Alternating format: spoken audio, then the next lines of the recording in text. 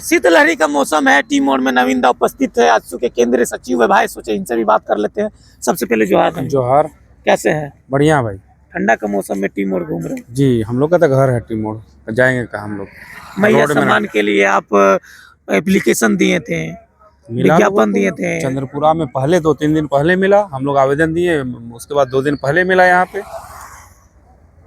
अच्छा, पार्टी की कैसी तैयारी है? बहुत बढ़िया तैयारी है, बहुत बढ़िया तैयारी है, बहुत बढ़िया तैयारी है। अभी देखिए ना भाई, आपको तो पूछना चाहिए बाघमारा को लेकर। बाघमारा में घटना घटा रैयत के साथ, रैयत लोग बाघमारा में देखिएगा, रैयत लोग के पास नेता नहीं है, बाघमारा में कोई नेता नहीं है। रैयत लोग को दिग्भ्रमित करके रखा था कि माननीय सांसद महोदय के पास जाएंगे तो लोग आएंगे कि नहीं, हम लोग के बात सुनेंगे कि नहीं सुनेंगे। रैयत का बात सुन करके माननीय सांसद महोदय बाघमारा में महाप्रबंधक के साथ, संपूर्ण रैयत के साथ बैठ के सौहार्दपूर्ण वातावरण में वार्ता कराएं। और हिलटॉप कंपनी का जितना बड़ा प्रकरण हुआ, उस प्रकरण में जीएम को भी एक्सेप्ट करना पड़ा कि बिना एनजीटी क्लियर के, बिना एग्रीमेंट के आप काम करवा रहे हैं, बिना मुआवजा के आप काम करवा रहे हैं, तो फिर मुआवजा इन लोगों को कौन देगा? और किसी तरह का घटना घटे इसका जिम्मेवार कौन है? महाप्रबंधक स्वीकार भी किया कि नहीं। और पार्टी के कार्यकर्ताओं के बीच झड़प होती है। नहीं, मैं पूरा बात मैं बता दे रहा हूँ कि भाई, तो फिर उन्होंने एक्सेप्ट किया महाप्रबंधक ने कि जब तक क्लियर नहीं होगा एनजीटी, जब तक मुआवजा क्लियर नहीं होगा, तब तक हम लोग काम नहीं करेंगे। वही हिलटॉप कंपनी के दलाल जो लठेत बन के बैठा है कारू यादव, दूसरे दिन हिलटॉप कंपनी के लोगों को लेकर जाता है और बोलता है कि मैं काम तेरा आपका चालू करवाऊंगा, और कौन रोकता है कौन रैयत आता है हम देख लेंगे, एक ही बम में सबको भगा देंगे। मतलब बम बारूद की बात कर रहे हैं। बम बारूद किया भी, आप लोग भी लाइव भी चलाए हैं, बम बारूद किया भी, और उसका मुंह तोड़ जवाब भी मिला। देखिएगा कि कारू यादव जो अरेस्ट हुआ तो उसके लोग एसडीपीओ बाघमारा को चोटिल भी किया, गंदा तरीका से मारा है। प्रशासन कुछ लोग संलिप्त थे उसके साथ, जो कारू यादव भाग गया, न तो कारू यादव भाग जाएगा प्रशासन के पकड़ाने के बाद। एमपी साहब ने इस पर कार्रवाई करने का अनुरोध किया। आजसू पार्टी आंदोलन का पार्टी सब जानता है, आजसू पार्टी एक्टिव हुआ। और मानिए, आज भी मैं कहता हूं कि चंद्रप्रकाश चौधरी सिर्फ आदेश कर दे, जो षड्यंत्रकारी बोलता है लोग ना, पब्लिक के बीच में और प्रशासन के बीच में वार्ता कराता है, उसको षड्यंत्र बोलता है। यदि खाली आदेश कर देगा चंद्रप्रकाश चौधरी ना, तो बाघमारा में जितना माफिया है सब माफिया घर घुस जाएगा। और देखे होंगे कि इस तरह कारू ज्यादा बहुत बार बहुत लोग के साथ लड़ा, कभी इस तरह का उसको जवाब नहीं मिला होगा। इस बार देखिए कहाँ से आजकल पकड़ा के आ गए, जमुई से। अच्छा, ये सब कब खत्म होगा? हमेशा देखा जाए तो धनबाद जिला में हमेशा गोली बारूद, धनबाद जिला ही नहीं भैया, हम और आप तैयार नहीं है। हमारा जमीन लूट रहा है, हमारा जमीन लूटने के लिए लोग तैयार है, और हम देख रहे हैं सिर्फ। अभी लोग जागरूक है। सांसद यहाँ गिरिडीह का सांसद धरती पुत्र है, ठीक है, और धरती को जड़ने नहीं देगा। मैं तो आपके चैनल के माध्यम से आग्रह करूंगा कि किन्हीं को भी यदि किसी प्रकार का कोयला या विस्थापन को लेकर कोई समस्या है तो चंद्रप्रकाश चौधरी के पास जाएं, गिरिडीह का माननीय सांसद के पास, 100% उसका निराकरण होगा। आज देखिए, आज पुनः फिर अभी कलकत्ता में है, कोल इंडिया के चेयरमैन से उनका वार्ता है, और कल डीबीसी के चेयरमैन के साथ वार्ता है, और हमेशा विस्थापित का लड़ाई लड़ रहे हैं। तो ये सब चीज जाना होगा। लोग दिग्भ्रमित करता है लोग जी। इसके पिछले चुनाव में आप देखते हैं, लोगों को क्वेश्चन करता था कि चंद्रप्रकाश चौधरी ने क्या किया। भाई देखो इसको, आप लोग भी कुछ आर्टिकल उठा के यूट्यूब में डालिए, उनके ही में पब्लिक को दिखाइए कि चंद्रप्रकाश चौधरी का एक्टिविटी क्या है, चंद्रप्रकाश चौधरी क्या कर रहा है। दिखाना होगा, क्या कि हम लोग हकीकत में हम लोग आंदोलन का उपज है, और झारखंड का दर्द हम लोग जानते हैं। आजसू पार्टी झारखंड कैसे अलग हुआ, अभी हम उदाहरण स्वरूप देंगे। यदि टी मोड़ के पुराना लोगों को पूछिए कि टी मोड़ से टंकी तेल भराने के लिए जाने के लिए कितना गड्ढा का सामना करना पड़ता, किसी कहीं भी रोड नहीं था, लोपीटी नहीं जा पाता था लोग जी।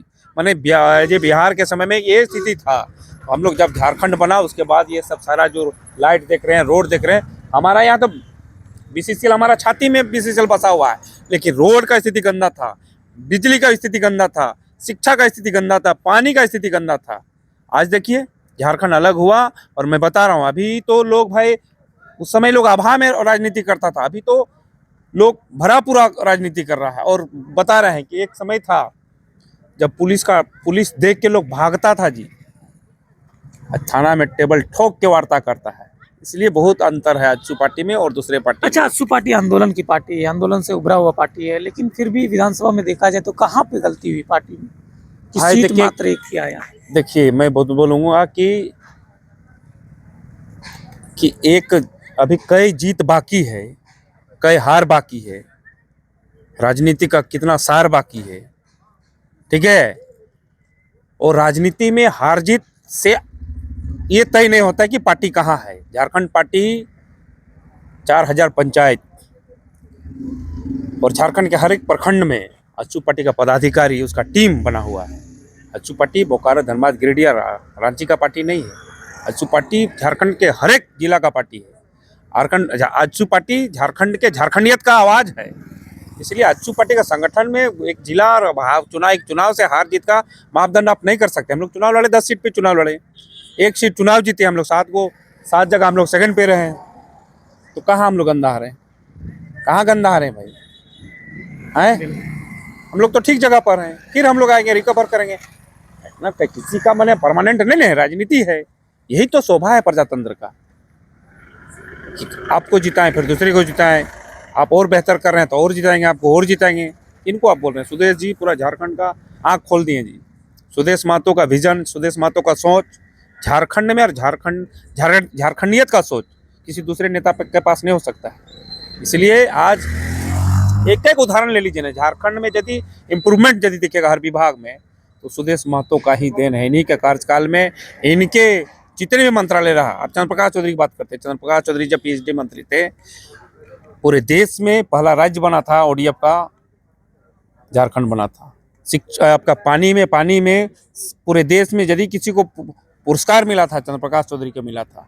सुदेश महतो जब पथ निर्माण मंत्री बने थे तो झारखंड में सड़क का जाल बिछा था, पुल पुलिया का जाल बिछा था।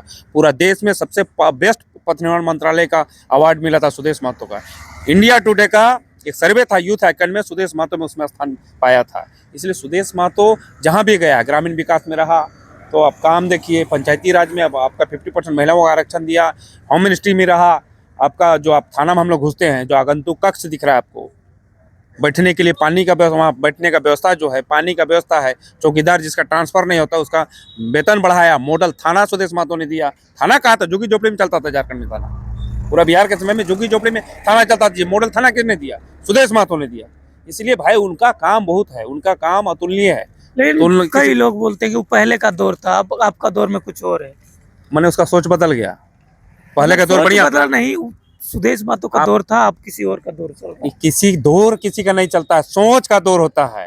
तुम किसी को कुछ दिन के लिए आप दिग्भ्रमित कर सकते हो, आपका विजन उस तरह नहीं हो सकता है, आपका सोच उस तरह नहीं हो सकता है। हम लोग 24/7 रोड में रहते हैं जी।